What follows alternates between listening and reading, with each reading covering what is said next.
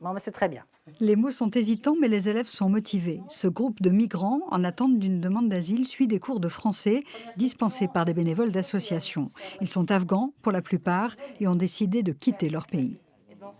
J'ai passé beaucoup de pays avant d'arriver en France. J'ai passé par Mali, j'ai passé par Algérie, j'ai passé par Maroc. Après, j'ai passé par Espagne avant d'arriver en France.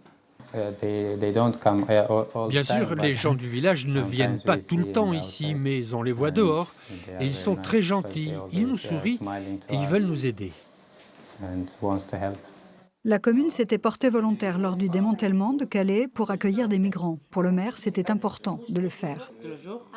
Soit on considère au regard des migrations qu'on monte des murs, on ferme les portes, on se bloque au monde.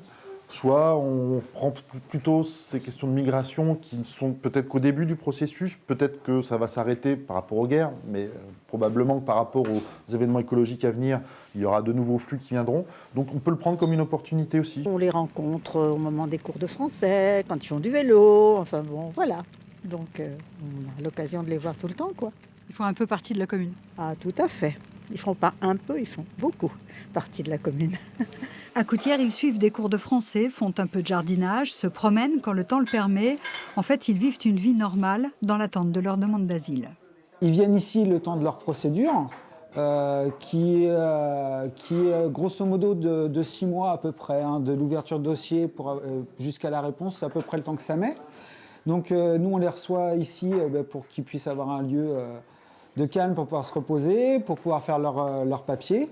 Si leur demande est acceptée, ce qui n'est pas très souvent le cas, ils pourront commencer une autre vie loin de chez eux et de leur famille. Pour continuer à discuter.